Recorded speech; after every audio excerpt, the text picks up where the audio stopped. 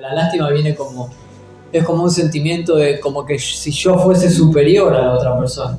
Pero la compasión, vos sos igual a la otra persona y vos te pones en los zapatos de la otra persona. Eso es justamente lo que Cristo hizo en la cruz, ¿no? Él se puso en nuestro lugar como si fuéramos nosotros, siendo Él sin pecado, pero se hizo pecado por nosotros.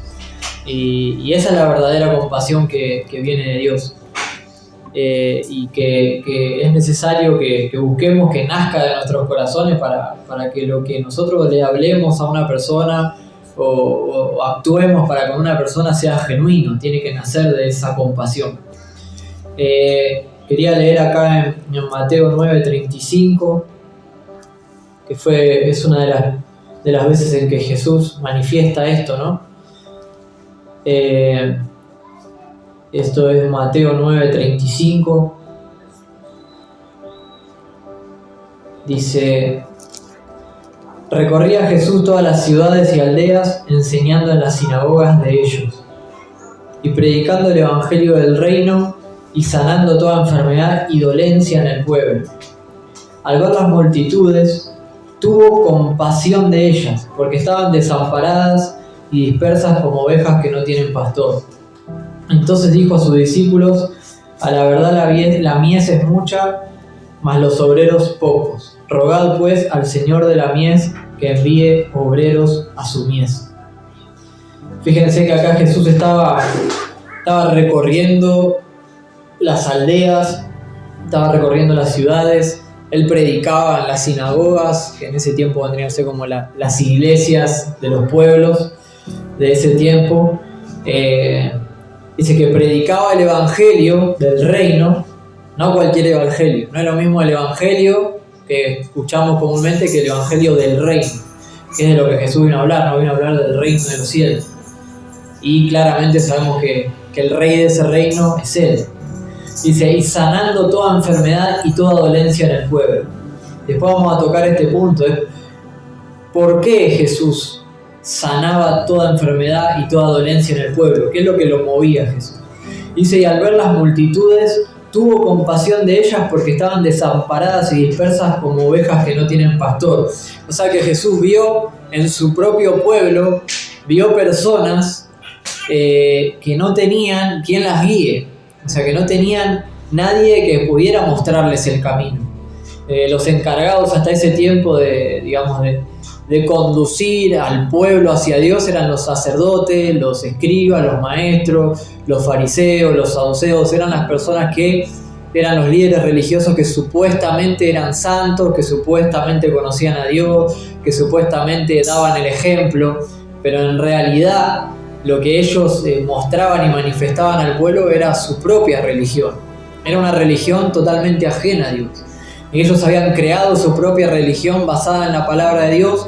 Y cuando Jesús vio a su pueblo, vio al pueblo de Dios, los vio como desamparados. Es una contradicción, porque por un lado vos tenés a los líderes referentes, que son los que tienen que guiar al pueblo hacia Dios, pero cuando viene el rey de ese pueblo, ve que a su pueblo no lo conoce.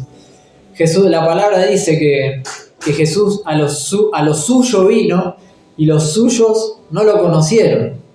O sea, Jesús vino a lo suyo, a lo que era de Él, a lo que a Él le pertenecía.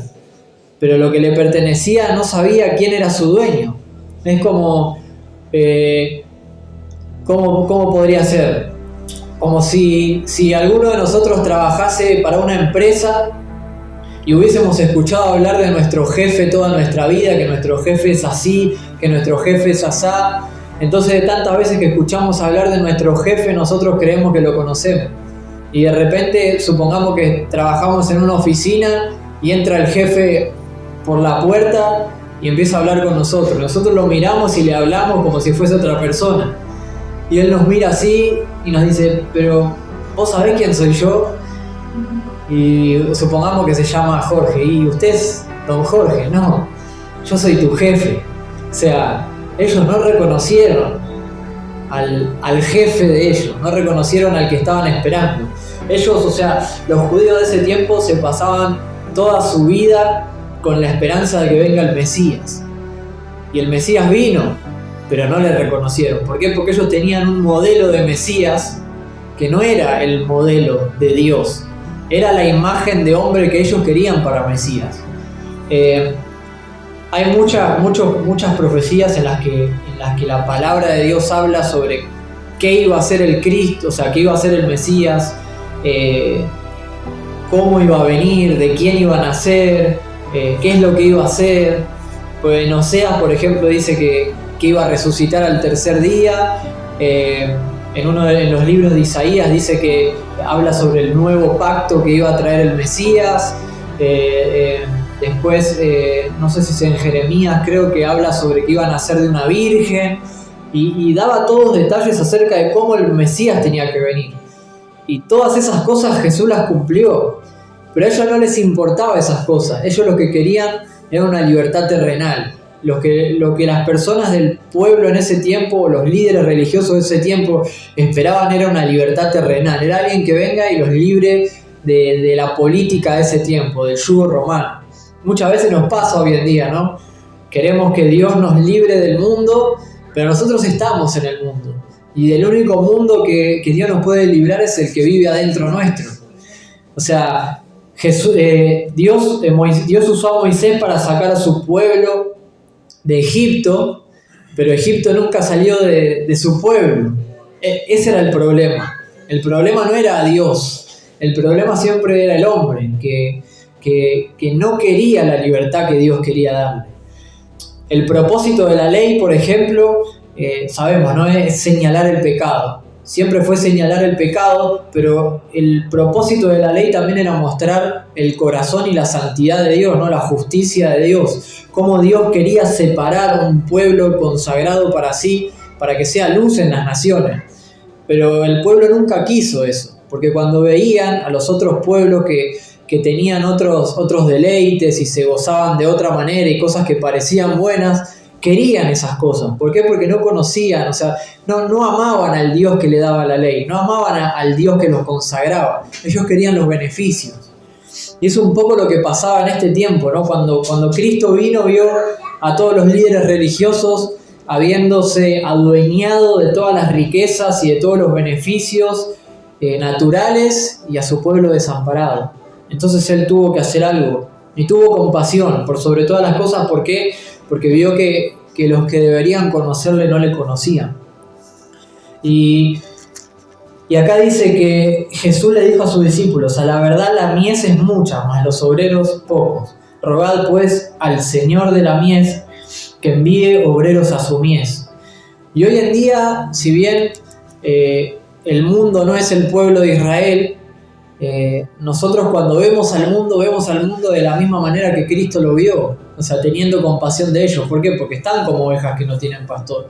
O sea, hay un solo pastor, no es que hay muchos pastores, hay un solo pastor que puede pastorear una vida y llevarla al Padre, que es Cristo.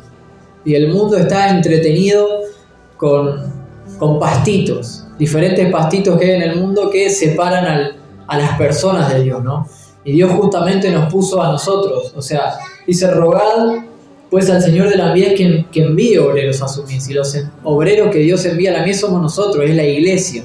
No es que muchas veces capaz que se entiende mal este pasaje. Nosotros oramos para que Dios traiga gente que vaya a predicar, y nosotros estamos acá, ¿y qué estamos haciendo? Nosotros somos los obreros de la mies. No es que Dios tiene que enviar otros obreros de afuera que prediquen y traigan a la gente acá. O sea, nosotros somos los obreros de esta congregación, y en el mundo todo hijo de Dios es un obrero que va en busca de la mies. Jesús decía esto, ¿por qué? Porque tal vez muchos no caen en conciencia de esta realidad, ¿no? De que tenemos esta responsabilidad. Pero para poder llevarla a cabo es necesario que tengamos compasión. Y esto es algo difícil a veces. ¿Por qué? Porque dice la palabra de Dios que por causa de la maldad, el amor de muchos se enfriará.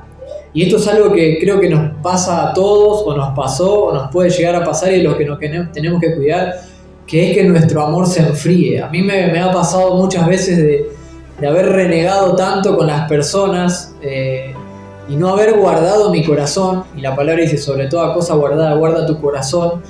Y es como que mi amor se enfriaba. Y ya no podía sentir esa compasión por las personas. Estaba más preocupado por mi propia frustración que por amar a la persona que tenía enfrente. Bueno, Jesús no cargaba con este pecado. Obviamente que Jesús no había pecado, ¿no? Pero Jesús no tenía ningún tipo de frustración, ningún tipo de prejuicio para con las personas, sino que tenía compasión de ellos. De hecho, hasta los momentos en que vemos que Jesús confronta a los fariseos, estaba teniendo compasión de ellos. ¿Por qué? Porque se estaba poniendo en su lugar como si fuesen ellos. Y lo que ellos necesitaban escuchar era eso, que eran hipócritas. Y yo estoy seguro que muchos de esos fariseos a su tiempo se convirtieron a Cristo, como por ejemplo Nicodemo. Nicodemo fue uno de los ejemplos. Nicodemo era un fariseo como cualquier fariseo. Pero cuando la palabra vino, cuando la palabra se hizo carne y se paró enfrente de él y dialogó con él y le mostró la verdad, Cristo se mostró a sí mismo a Nicodemo, Nicodemo se conmovió. Y nosotros vemos a Nicodemo después siendo de los personajes principales que hacen posible que Jesús sea sepultado en la tumba que tenía que ser sepultado junto con José de Arimatea. Se ocuparon de que el cuerpo sea sepultado. Y si el personaje de Nicodemo no hubiese aparecido en la historia, no hubiese pasado eso. Pero es muy importante el tema de la compasión. Jesús siempre se movía de esta manera.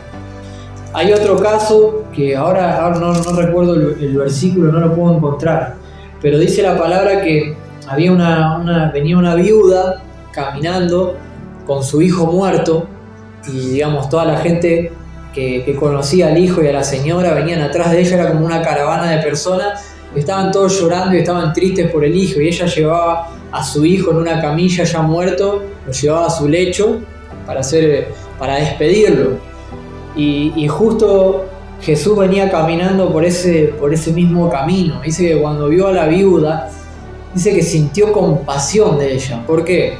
Si nosotros nos ponemos a pensar, ¿no? Y de esto se trata la compasión. Nosotros vemos una viuda. Una viuda es una mujer que perdió a su marido, perdió a su compañero, el hombre con el que pasaba todos sus días, ¿no? Una mujer que, se apoya en su marido, ¿no? Ama a su marido, se apoya en su marido. En ese tiempo, el que proveía para el hogar era el hombre. O sea, una viuda, si no tenía hijos, era muy probable que quede desamparada o tenga que rebuscársela de alguna manera para poder conseguir el sustento, y en ese tiempo la sociedad no era muy amable con una viuda. Más allá de que estaban en el pueblo de Israel, las viudas eran desamparadas. De hecho, Jesús dice: ustedes le roban a las viudas y a los huérfanos y se lo llevan todo para ustedes. Era una mujer que había perdido a su marido, le había quedado su hijo, y de repente se le muere su hijo. O sea, su hogar quedó totalmente vacío. Su hogar estaba compuesto por su marido y su hijo. Ahora no tenía ni a su marido ni a su hijo. No tenía nada, ya lo había perdido todo. Y es algo doloroso. Capaz que nosotros, o sea, yo no puedo entenderlo porque no lo viví, pero sí puedo tener compasión porque me pongo en el lugar de la otra persona, pienso en ese dolor y en esa situación y me puedo compadecer de la persona. De hecho, la palabra por algo dice que la verdadera religión es estar en la necesidad de las viudas y de los huérfanos, porque es justamente los que realmente tienen necesidad. Y Jesús expresó este tipo de compasión hacia la viuda, y siendo Jesús el Hijo de Dios, teniendo la autoridad que Él tiene, teniendo el poder y la unción que Él portaba, como hablábamos el sábado pasado, la palabra dice que Él oró por ese muchacho y el muchacho resucitó. O sea, la forma en que Jesús manifestó, puso por obra la compasión que tuvo hacia esa mujer es devolverle algo de lo que había perdido, le devolvió a su hijo. Y esto es algo hermoso, ¿no? Jesús lo puede hacer también a través de nosotros. Si tenemos fe y buscamos el poder de Dios, Dios puede usarnos, ¿no? De esa manera. Pero no se trata de hacer un milagro extraordinario para demostrar que uno tiene compasión. Recién cuando veníamos andando en el auto, se largó a llover con todo. Estábamos, no sé, por Camino y Triunvirato era, ¿no? Más o menos. Y había en la esquina un hombre que estaba haciendo tortillas. Y Y el hombre estaba ahí, de repente se largó a llover y se le mojaron todas las tortillas, se le estaba apagando el fuego. Y agarro, le digo a Dai, si tuviera plata le compraría las tortillas, le digo. Me dice, yo tengo algo de plata en Mercado Pago. Le digo, bueno, vamos a comprárselas, le digo. Y bueno, agarramos y se las compramos. Y con esto no me quiero poner yo como Guido el bueno. Pero por esto viene esta palabra. O sea, todo esto que pasó me hizo recordar esta palabra y por esto la estoy compartiendo. O sea, es como que yo pensé en ese hombre. También siempre cuando veo una persona en la calle me acuerdo en el tiempo que nosotros vendíamos pan casero y que salíamos a la calle. Y es duro trabajar en la calle. Es fuerte. Yo salía a vender el pan casero y a veces pasaba una hora y no vendía nada y me agarraba una frustración. Decía, Señor, no puedo vender nada. Y me agarraba una depresión en ese momento. Y es duro. Entonces como que se te despierta eso de ponerte en el lugar de la otra persona y digo, bueno, por lo menos que venda las tortillas y se vaya a su casa, ¿entendés? Si Dios si tenía la plata en ese momento, pues yo lo dije como un deseo, de querer ayudarlo, y bueno, se dio que lo pudimos hacer, y de la misma manera nosotros podamos hacer frente a la necesidad que nosotros tengamos, o sea, empezando por nuestro prójimo, que es nuestra familia, ¿no?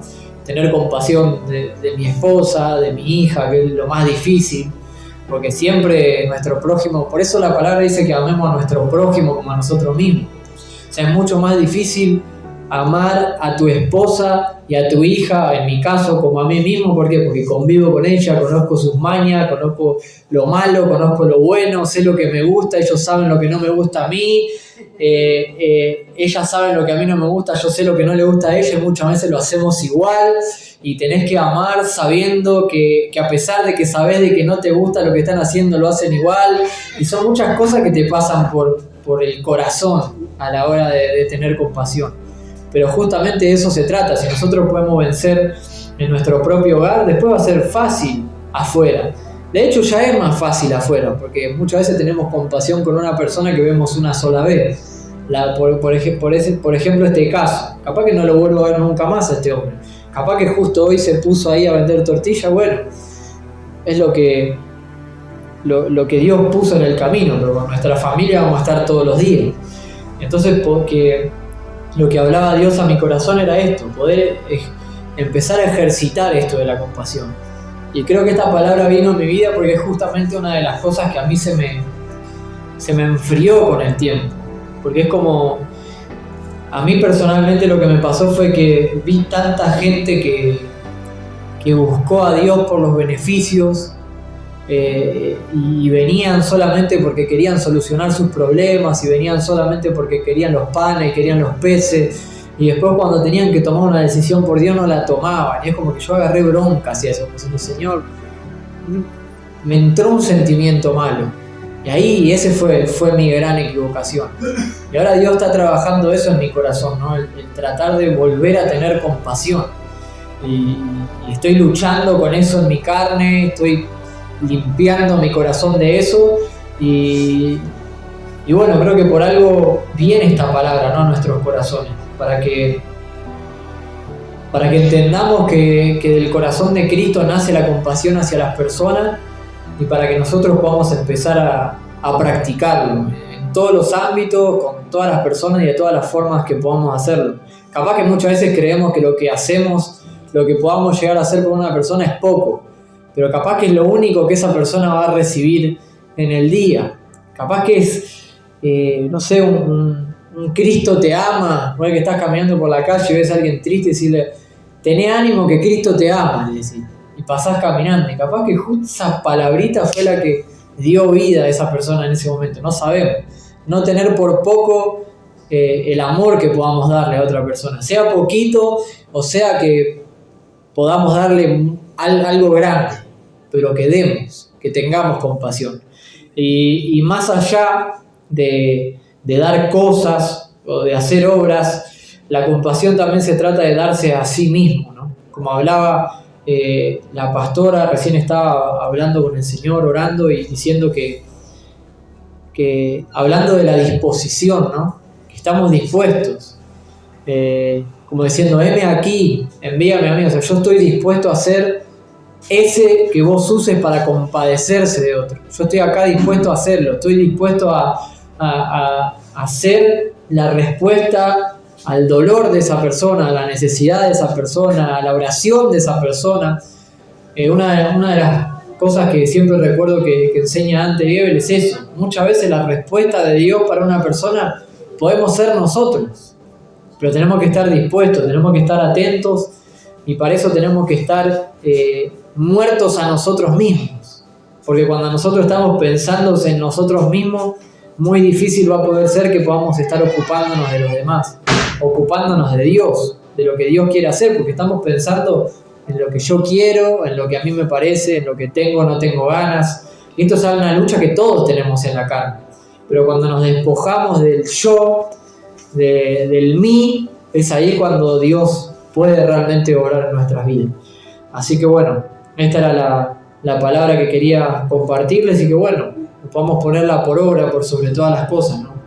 Que podamos tener compasión, así como Jesús tuvo compasión, tanto al predicar una palabra, al hacer un acto de amor, ponernos en el lugar de la otra persona y brindarnos en amor hacia nuestro prójimo, para que sea el mundo o sea un hermano, pueda ver el amor de Cristo a través de nuestras vidas. Así que bueno, era eso, hermano, y Dios los bendiga.